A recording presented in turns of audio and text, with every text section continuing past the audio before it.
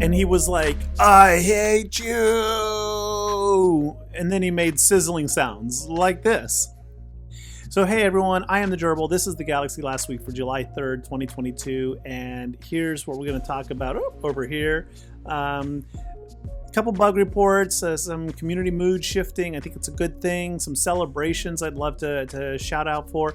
An update on the Ahsoka TV series coming out next year. Star Wars Celebration 2023. Some Star Wars swag, and then what's on the horizon. So this one will be pretty quick. Anyway, let's get to it, shall we? So over on the official forums from Capital Games, we got two posts this week. First one is about a bug that's been identified in iOS related to Game Center.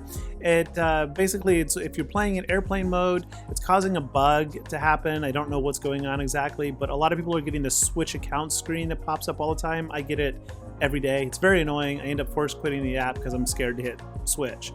I don't know. Anyway, they're aware of it, going to work on it. The other bug coming out has to do with the new Proving Grounds mode that just came out, right? Turns out that a lot of people who qualify for it are still unable to play the Razor Crest, and so they were kind of locked out of getting those shards for the month. Hopefully there will be a make good from CG, or maybe there already has been to those people. I don't know.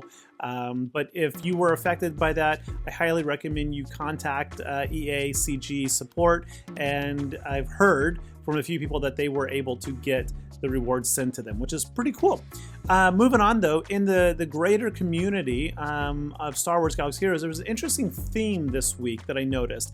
So last week I talked about Zareth Prevails has been sharing some thoughts about, I don't want to say community overreaction, but trying to bring some expectations down to what I think is a more realistic level. And that meaning, why would a journey character and then 4 marquees reasonably be expected to defeat a galactic legend after Capital Games has made so much discussion and effort to say that that's not going to happen, and also with the great nerf where they nerfed Vader and all these other people to stop them from beating galactic legends.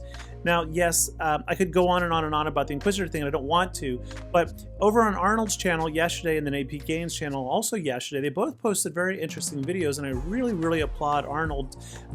He issued a public apology that I don't know if it was needed. I really don't feel that it was, but it gives me a lot of appreciation and respect for him for making it nonetheless, because there has been a lot of negativity in the community, and as content developers or content creators, we, and not so much me because I'm an insignificant content creator, but content creators have a significant ability to shape the collective mood of the community.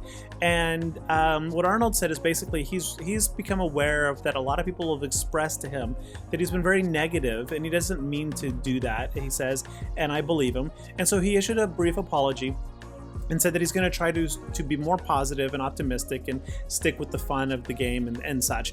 And that video was viewed at last time I looked 76,000 times, which is absolutely stellar and amazing. And I just applaud him for having the courage and the personal fortitude and conviction for issuing that apology, again, whether it was needed or not. I just think that was awesome. And then over at AP Games channel, he also had an interesting video expressing some regret for the direction that his channel has gone in. I don't watch his channel nearly as much, so I really don't know. But again, it's an interesting shift that we're seeing some of the top YouTubers related to Star Wars Galaxy Heroes expressing their desire to go more positive oriented. And I think that that's a good thing. I really do, because at the end of the day, we can be grateful that we have this game and Star Wars content, or we can just be angry about it. Whether we get what we want or we don't, we have a choice, play it or don't, right? And I love the game. I make videos about the game. I engage the community with the game, and I'm grateful I have the game. And while I don't agree with a lot of what CG does, and I don't like a lot of what they do, I still do my best to find the positive in it and the good in it, and make my own fun out of it.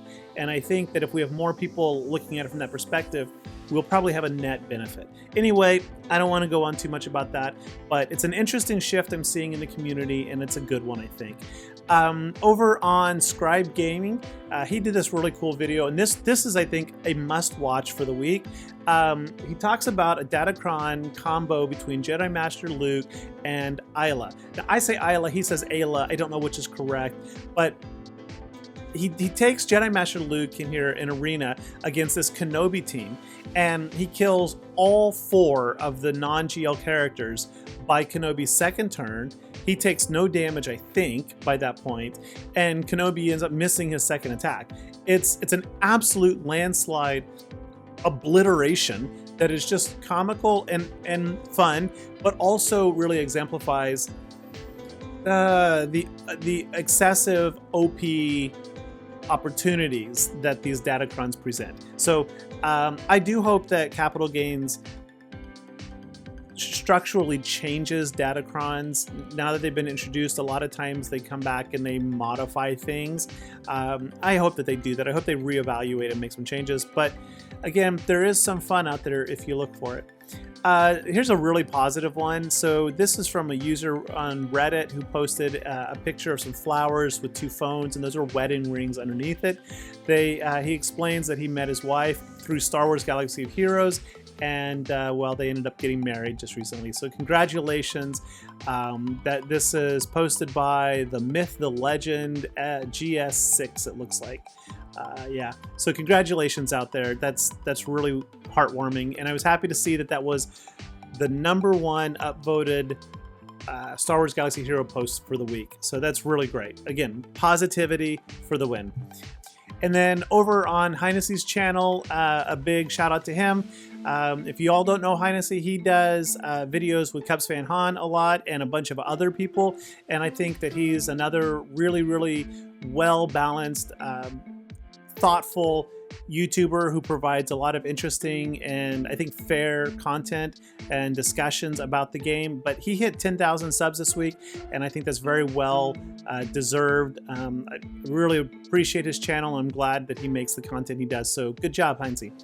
Let's see here, some other fun stuff. Rey casually ulting for 4 million damage while healing herself for 23 million. Again, I think Datacrons are a little OP. Again, I don't want to get negative, but I do hope that gets reevaluated. Here's a fun one also about Datacrons. It says, my squad getting ready for battle. Here's my Gear 12 support unit. Don't worry, I got you. And then the Datacron comes in and says, actually, no, you don't. So this is another area that a lot of us hope to see some change, because these are 2 squads I commonly use in my lineup. You can see that my Isla and my Kyle, they invalidate Datacrons for the rest of the team, which means those other 8 characters they're out of luck. It's a bummer. And I bet many of you out there are in very much the same position. In my case, this is actually, it's not horrific, because I'm actually going for Starkiller right now, and then I'm only 2 characters really away from Jedi Master Kenobi, so this will work out in the end. But in the mid-game, early game, this just does suck. Yeah, it's what it is. Hey, moving on, beyond the tables though. We got a really interesting update. This brought to us by Star Wars Meg. And she did this great video that talked about a lot of things that I just had never really considered. But she talks about an interview with Dave Filoni, who very clearly, and here we go, spoiler opportunity here, spoiler, jump ahead 2 minutes maybe, give or take, maybe a minute. He says that the Star Wars Ahsoka show is going to be focused very much on the Force, like the Rebels series was, and that it will very much be a continuation of the Rebels cartoon. So this will be basically a series, season 5 for Rebels, but live action. So we will, of course, be seeing Thrawn, Hera's in it, which we already knew, Chopper. We will probably be seeing the fate of Ezra. And in fact, when asked about Ezra, Dave says, "Yeah, I know where Ezra is. He's very far away." Very far away, or something like that. Not in terms of time, but in terms of distance from where things are happening. Now, Rebels got into some very interesting stuff, but personally, it's my favorite of the Star Wars shows for a lot of reasons. I think it has some of the best character development, absolutely the best character development, and it is very Force specific. So I really enjoy this one. But it's going to be basically Rebels season 5. And I could not be happier about that. I love to get more Thrawn, Ahsoka, and Ezra content coming, But I think that that means also for Star Wars Galaxy Heroes, should the game continue to be around in another year, year and a half, we may be seeing more Phoenix stuff. And if we get another Galactic Legend, many of you know that I recently did a post, I still think it's going to be Galactic Legend Leia, but it also makes an incredible amount of sense that they could do a Galactic Legend Ahsoka, possibly Ahsoka the White. And if that's the case, guarantee you, take it to the bank, Phoenix characters will be requirements to unlock Ahsoka, probably even to unlock Leia. So be prepared. Be prepared. Flashbacks of the Lion King. Hey, Star Wars Celebration 2023 is coming. Tickets are on sale as of yesterday, I believe, and they're not cheap. They're going to be in London. So if you want the Jedi Master ticket that gets you into everything, it's $795 pounds. I believe that's the pound symbol. It's my American ignorance there. I think that's pounds. Hope that's not. It could be euros, but I think it's pounds. Anyway, 4-day adult pass $159, 4-day child pass $61, and they have lots of others. And you can buy individual day passes for both adults and kids. Anyway, check it out at StarWarsCelebration.com, I think is the website. There's a link, of course, in the description down below. Also, we got some really cool new gear coming to us. At the Star Wars Galaxy's Edge, they've announced that we're getting Kanan Jarrus, Plo Koon, and Ahsoka Tano's lightsabers for sale. And these are not knockoff plastics. These are high quality, and I mean high quality. They are not cheap.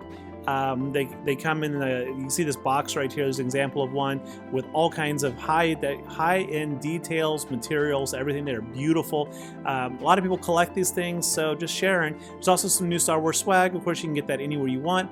And then they've got a Bantha mug. They call it a milk cup, but whatever, I dig it. I think it's totally cool. If you want to check out more of these, again, links in the description down below.